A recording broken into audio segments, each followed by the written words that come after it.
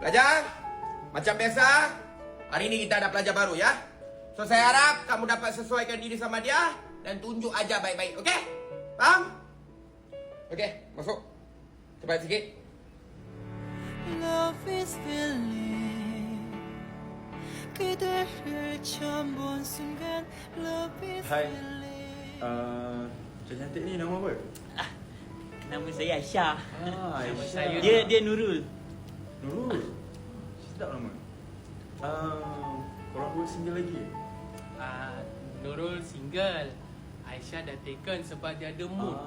Mana ada? Mana manja tu? Brother. Syah So, Syah. macam mana sekolah? Okey. Sayang. Aisyah, jom library. Aisyah. Yes!